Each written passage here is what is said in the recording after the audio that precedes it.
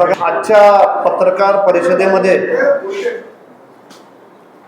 माझ्यासोबत असणारे श्रीवत्सजी शर्मा, त्याच पद्धतीनं प्रणयजी पाठक, त्याच पद्धतीनं आकाश उईके, त्याच पद्धतीनं आमचे सहकारी विक्की बोरकर.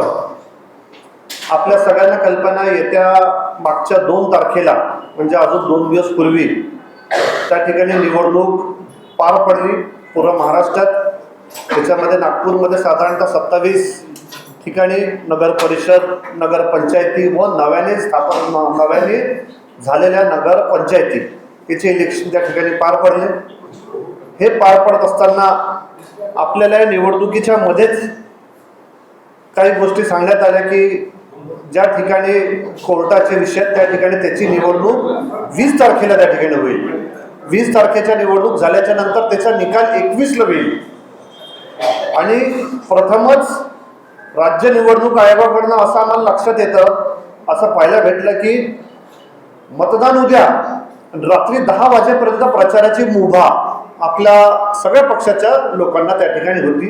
हे थोडेसे वेगवेगळ्या पद्धतीने आपल्याला ठिकाणी दिसतं. आज या ठिकाणी माझ्याकडे काही जे मुद्दे आहेत ते महाराष्ट्र राज्य मुख्य निवडणूक आयोगाच्या साठी आहे.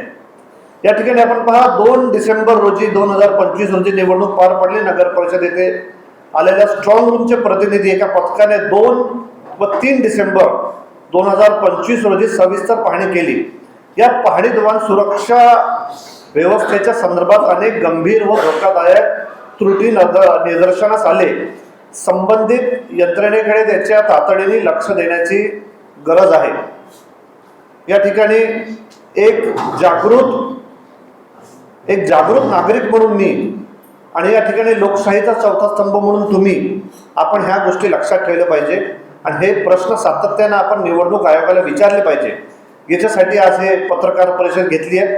सीसीटीव्ही डेटा असुरक्षित ठिकाणी नाही, सीसीटीव्ही डेटा व सीओ केबिन समोर सर्वांसाठी सहज उपलब्ध असलेल्या ठिकाणी ठेवण्यात आलेला आहे. आपण गोष्ट लक्षात ठेवा. व त्याच पद्धतीने ज्यामुळे गोपनीयतेस मोठा धोका आहे व त्या पद्धतीने डेटा बँक अनुपस्थित नाही. महत्वाच्या सीसीटीव्ही फुटेज बॅकअप ठेवण्यासाठी कोणतीही अधिकृत व्यवस्था नाही, ज्यामुळे डेटा टॅम्पर होण्याची शक्यता आहे. सर्व्हिलन्स प्रणाली कमकुवत आहे.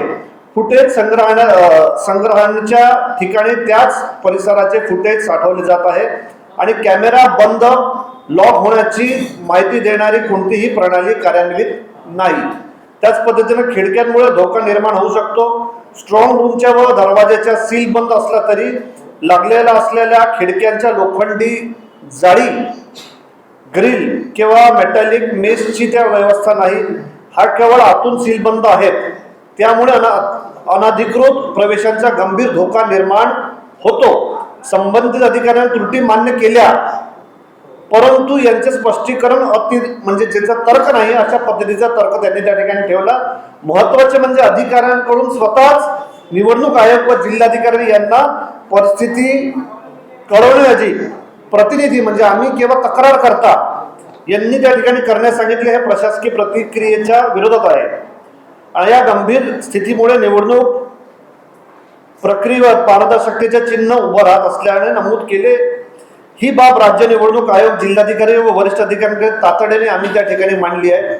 आम्ही आमच्या ईमेलद्वारे त्या ठिकाणी त्यांना सुद्धा हे सगळं पाठवलं आहे. राज्य मुख्य निवडणूक आयोग असो, या ठिकाणी महाराष्ट्राचे सचिव असो व त्या ठिकाणी असलेले ॲडिशनल कलेक्टर रँकचे हे सगळे अधिकारी यांना आम्ही हे सगळ्या गोष्टी पाठवल्या.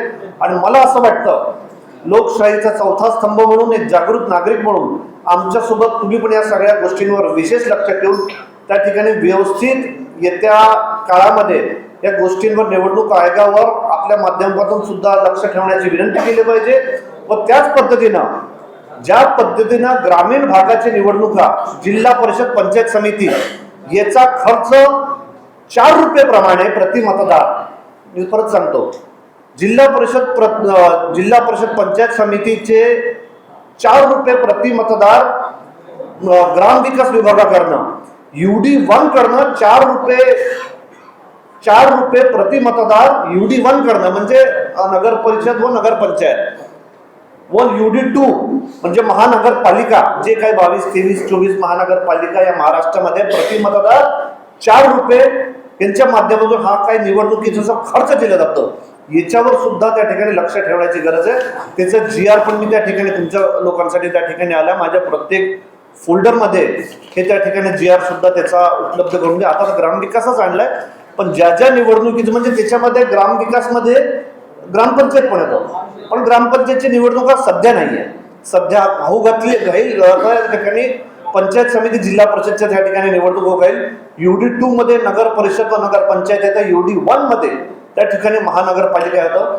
म्हणून आपल्याला विनंती की या सगळ्या बाबींकडे आपण विशेष लक्ष ठेवण्यात यावं आणि येणाऱ्या काळामध्ये अधिक पारदर्शक व चांगल्या पद्धतीने लक्ष ठेवून त्या ठिकाणी आपल्याला येत्या निवडणूक पार पाडायच्या.